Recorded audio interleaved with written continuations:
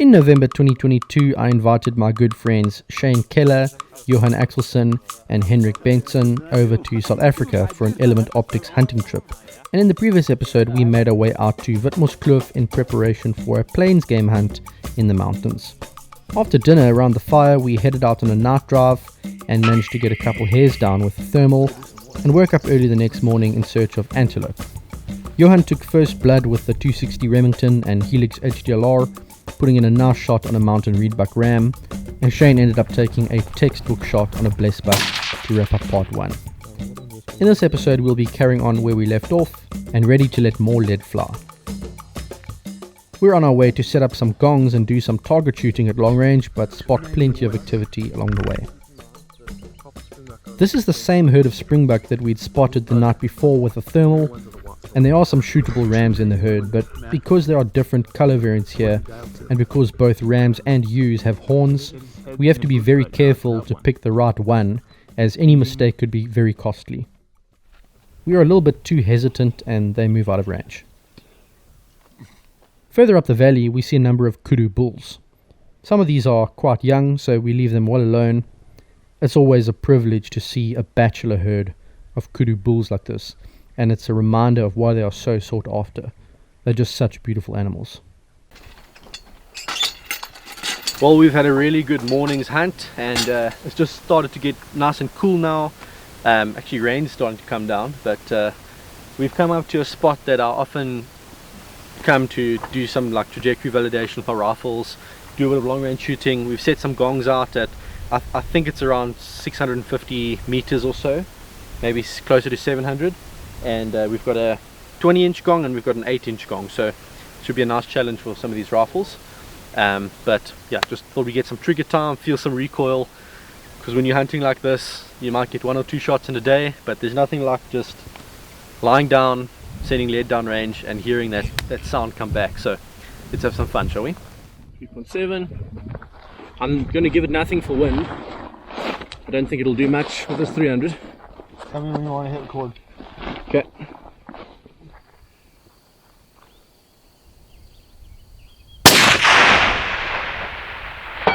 Nailed it. You see the dead center, eh? It was so awesome. I saw it hit. Yeah. It seemed like 3 seconds before we heard the actual gong. I want to do Watch it. 2 more shots. Watch this. You'll see us hit and then hear it.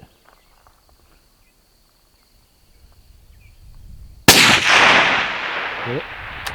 Upper right corner. It's so cool.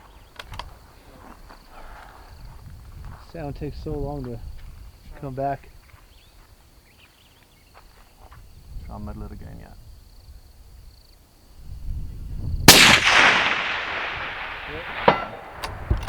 And I want to do 1 on that small gong, see if I can get it. Well, let me get the camera. It on should that. be so close distance wise. Okay, camera's on it. It was 575. Hit it. I'm fast.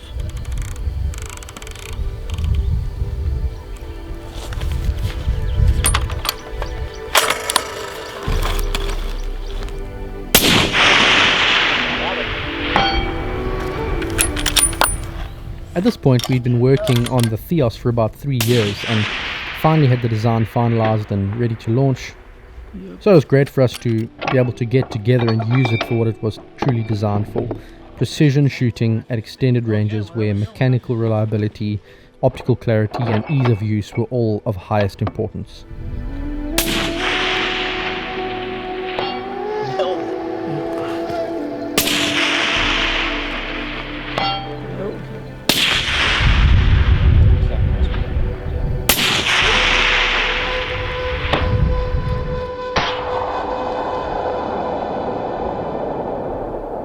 Of course, we were primarily here to test the Helix HDLR, and being the long-range version of this model, we wanted to get some trigger time in and really see how it compared to the far more expensive Theos. It may not have the zoom capabilities of the Theos, but the fine reticle and HD glass made it more than capable at these ranges, and the turret tracked flawlessly. These 2 Egyptian geese decided to land about 100 meters away from us. I'm good. Bad mistake. These are pests in this part of the world, and we are allowed to shoot them with centerfires, so Shane gets the chance to blitz one with the 260. The focus wasn't perfect on the scope cam clip, but you get the idea. He didn't stand a chance. The other goose lands on a rock just behind the gong we were shooting at, and Henric prepares to take a long shot. 3.994. Okay. Yeah, I got him. You're on 4 mils? Yeah.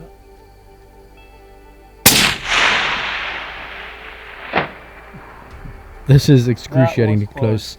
The bullet just passes over the top of him, and he lives to see another day.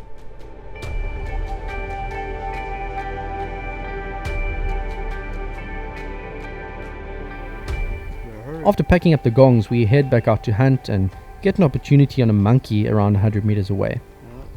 Henric learns the hard way that you can't take your time with monkeys, and this one just manages to escape before the trigger can be pulled. But no worries, he would get his chance eventually. With light beginning to fade, we decide to make one last push to try get a springbuck for Henric. With the weather now a little bit cooler and the wind having died down, conditions are perfect, and we hope to get a chance.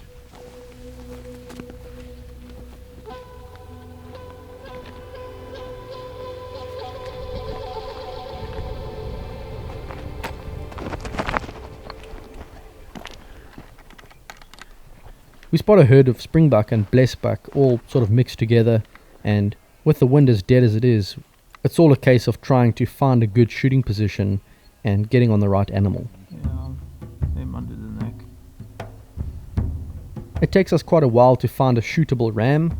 This one was quite young, but still a good eating size, so Henric gets settled and makes the shot count.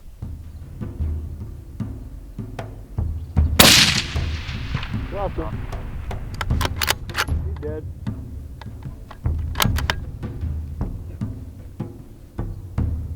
Yeah, the other guy is just standing there watching.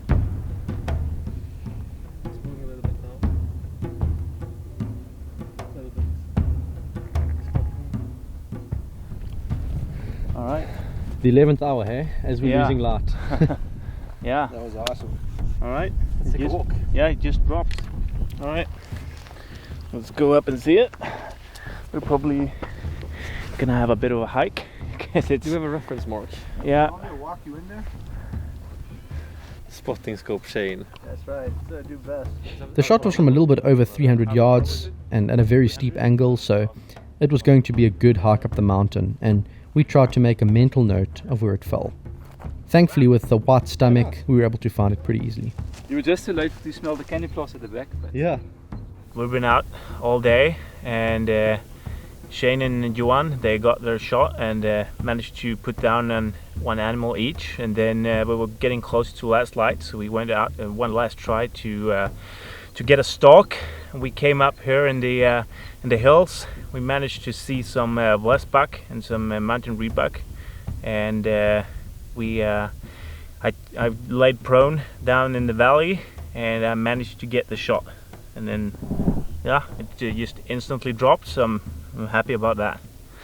So we're shooting at a really steep angle upwards, so we actually took off a few clicks, and when I shot it, it just dropped perfectly. So we're lucky that we measured the angle correctly and got that turret dialed in.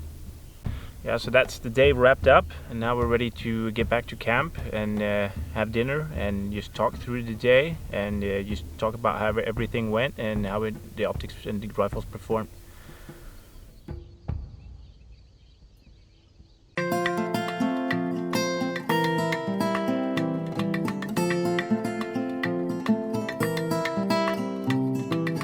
It's been a really successful day with 3 different antelope species down, one for each of the guys. That, I think, is something to celebrate. I am cooking for everyone tonight, and we'll be treating the guys to another South African braai with lamb chops, chicken sausages, venison wors, garlic bread, and corn on the cob, all cooked over the fire. It's a very relaxing night, and we managed to get to bed nice and early, well, after sorting out a starling in the roof with the impact and pulsar thermion, of course.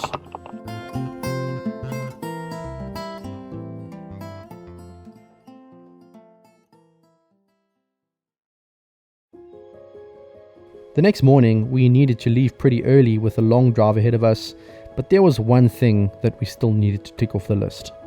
Early morning is a great time to find monkeys and dassies, both of which like to sun themselves out in the open to warm up. Alright, we're here day 2. Yesterday was an awesome day, very successful. Myself, Henric, Johan, all were able to get the big game down. So today, we're waking up early, looking for some small game, small critters, shoot with the air gun. We have the brand new Element Theos on it with the FX M3. So, should be a lot of fun. We're excited. We've got the impact out hoping for a close shot, but it's the 22-50 that ends up doing the job first, as we spot a monkey around 120 meters away. Ooh, that sounded solid. Yeah, so we're driving along, and who was it? Somebody saw some monkeys in a tree, so we stopped. They were about 100 meters, dialed the scope 1 click, and had a nice headshot. They were pretty thick in the trees, so we couldn't get a good lung shot, so we had a good opportunity at a headshot. And Nice. 1 shot, 1 kill. So it was awesome. Well, I told you I had a headshot, and looks like that's. Oh my gosh, that's a headshot. Wow, that was cool. Go check this thing out. Oh gosh. Henric gets an opportunity shortly afterwards on a dassie, but the magazine doesn't cycle for some reason, and no slug ever leaves the barrel. Nope. Didn't cycle. Disappointing, because I'm pretty sure he would have nailed it otherwise. He does get another opportunity though, and makes it count. There you go, that sounded very solid. Sounded like you got it. The slug drifts a little bit off to the side, but still hits him hard in the shoulder, and with 100 foot-pounds of energy, he won't go far. Still wanting to get a monkey for Henric, we set up a little bit of an ambush at one of the feeding areas. The monkeys like to raid the feed troughs, and we're hoping to catch one in the act. This monkey keeps popping out, but between the thorn bush and the cows, we just can't get a clear shot. Patience pays off though, and eventually Henric makes the opportunity count. Got him.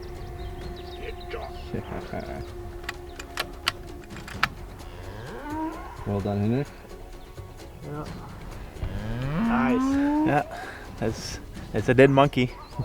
All right, so we got this one. He was feeding off the kettle's feeder, and we were just sitting down the road, just waiting for him to come out. Eventually he did, and he was a bit sneaky, moving around among the cows. But finally we got him. Yeah.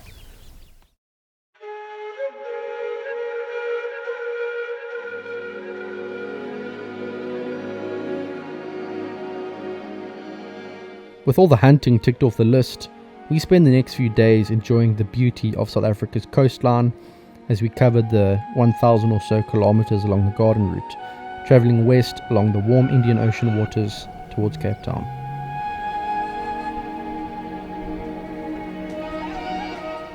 We made a short stop at the Addo Elephant National Park to hang out with the Big Five, and then continued towards the little town of Sedgefield, where we'd spend the night.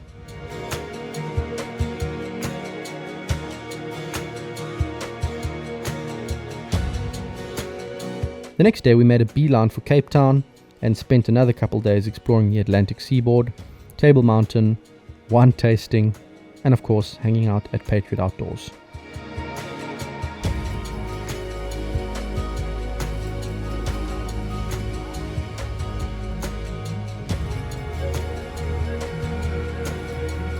Table Mountain is home to more plants and animals than all of Great Britain.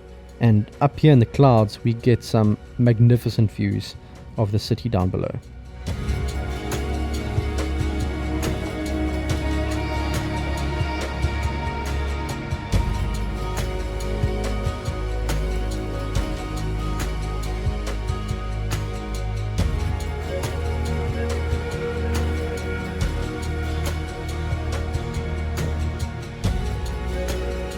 We managed to find accommodation in Camps Bay right along the coast, which gave us easy access to places like Scarborough, where we could experience the very best of the Atlantic Ocean, and False Bay, home to more great whites than anywhere else on Earth.